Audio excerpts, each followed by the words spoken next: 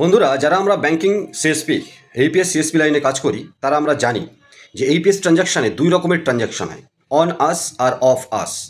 On us মানে যে bank বা যে এইপিএস কাস্টমারও সেই ব্যাংকের, যেমন UCO bank, SBI, ICICI, yes bank, এদের কাস্টমার যদি এদের নিজস্ব এইপিএস মানে এদের সিএসপি বা এদের এইপিএস থেকে পয়সা উইথড্রল করে তাহলে সেটা হচ্ছে অন আস ট্রানজ্যাকশান। আর অফ আস মানে যে কোনো ব্যাংকের কাস্টমার আর যে কোনো এইপিএস এ গিয়ে এইপিএস সিএসপির কাছে গিয়েও টাকা তুলতে পারে, অফার্স ট্রানজ্যাকশন।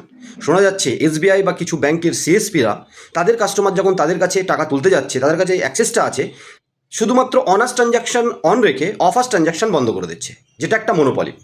চেষ্টা করতে হবে কাস্টমারকে এডুকেট করতে হবে। আর সিটিজেন যদি এই ভিডিও দেখছেন তাহলে নিজের ব্যাংকের সিএসপির কাছে গিয়ে টাকা তোলা বন্ধ করুন। যদি আপনি যে কোনো জায়গার থেকে টাকা তুলতে চান, এটা আপনার অধিকার।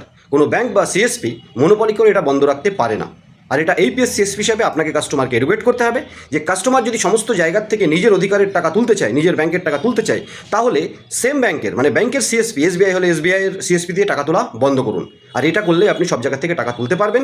এবং যদি কোনো সিএসপি বন্ধ করে দেয় অফার্স ট্রানজ্যাকশন, আপনি ব্যাংকে গিয়ে আবার এইপিএস একটা ফর্ম ফিল করে আপনি অনার্স অফার্স দুটোই অন করে আসবেন। দ্বিতীয় পার্ট বন্ধুরা, বিভিন্ন ব্যাংক অফ ইন্ডিয়া, কিছু ব্যাংকের স্ক্রিনশটে দেখতে পাচ্ছেন নাম আছে যে 20 টাকা করে ট্রানজ্যাকশন এইপিএস ট্রানজ্যাকশন করার পরে কাস্টমারের অ্যাকাউন্ট থেকে ডেবিট হচ্ছে। হ্যাঁ বন্ধুরা, কনভেনিয়েন্স চার্জ কিন্তু লাগানো শুরু করেছে এবং ইন ফিউচারে আরও লাগাবে। কিন্তু এইপিএস সার্ভিসটা এতটাই অ্যাট্রাকটিভ হচ্ছে, ইন ফিউচারে আরও হবে, যে কাস্টমারকে ওই কনভেনিয়েন্স চার্জ দিয়েই কিন্তু টাকাটা তুলতে হবে। আশা করব যে ব্যাংকগুলো কনভেনিয়েন্স চার্জ লাগাবে না এবং কাস্টমার তার নিজের টাকা যে কোনো সিএসপি বা যে কোনো এইপিএস সিএসপি থেকে এইপিএসের মাধ্যমে তুলতে পারবে। এটা ব্যাংক, এপিআই কোম্পানি এবং সরকারকে নজর দিতে বলা হচ্ছে, নজর দেওয়ার জন্য অনুরোধ করা হচ্ছে যেন এটা তারা দেখে। কারণ কাস্টমারের সাথে সাথে এইপিএস সিএসপি, ব্যাংক সিএসপি কটা আছে, সমস্ত ব্যাংক সিএসপির কাছে যদি কাস্টমার যায় তাহলে মনোপলি হয়ে গেল।